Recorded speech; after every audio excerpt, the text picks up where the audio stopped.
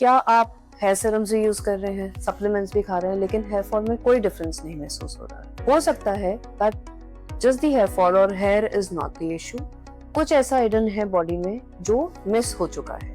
आज मैं बताने वाली हूँ आपको 6 कारण जिसकी वजह से हम कई बार हेयर फॉल में कंट्रोल नहीं देख पाते। हेयर फॉल खुद एक डिजीज नहीं होता, mostly it is a symptom of something underlying. अगर आप उस सिम्टम को ठीक कर लेंगे तो आपको कहीं ना कहीं रिजल्ट दिखने लग जाएगा। अगर आप रूट कॉज को नहीं पकड़ पाए तो कोई भी oil, serum, medicine hair fall को कंट्रोल नहीं कर पाएगी एंड लॉन्ग टर्म रिजल्ट्स नहीं दे पाएगी। अगर कोई डेफिशिएंसीज हैं like iron, vitamin D, zinc, B12, protein की डेफिशिएंसीज, ये सारी की सारी डेफिशिएंसीज आपके हेयर साइकिल को ऑल्टर कर देती है, जिसकी वजह से हेयर ग्रोथ पे इफेक्ट पड़ता है। अनटिल अनलेस आप इतने न्यूट्रिएंट्स बॉडी को नहीं प्रोवाइड कर रहे हैं तो हेयर ग्रोथ कहाँ से फील करेंगे?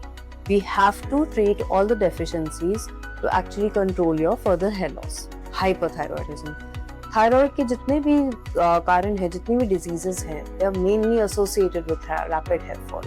So, अगर आपको हेयर फॉल के साथ में और भी चेंजेस नजर आ रहे हैं, जैसे मूड स्विंग्स हैं या फिर रैपिड वेट गेन या वेट लॉस है, please get yourself checked for the thyroid profile and we have to control and get those parameters within range to actually see a good difference in your hair. Dandruff, seborrheic dermatitis, fungal infection या scalp psoriasis, ये सिर्फ flakes नहीं है.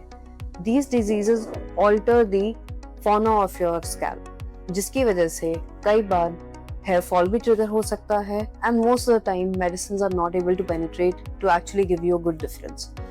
जिन problems को हमें पहले treat करना होता है, only then you can actually see a difference in your existing problem. अगर फैमिली में अर्ली बॉल्डनेस की हिस्ट्री है तो सिर्फ घर के कुछ नुस्खे या फिर होम रेमेडीज या रैंडम प्रोडक्ट्स यूज करने से आपको डिफरेंस नहीं महसूस होगा।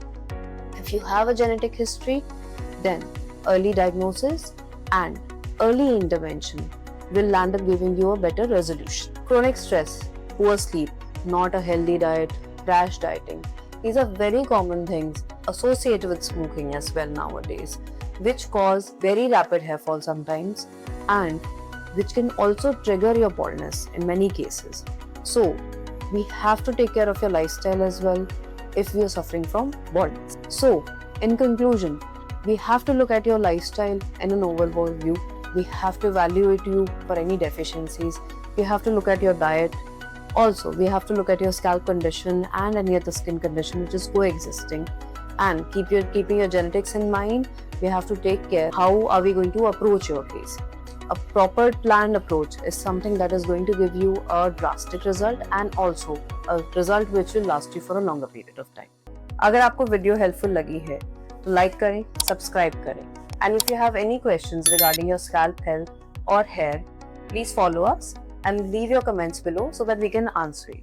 Thank you.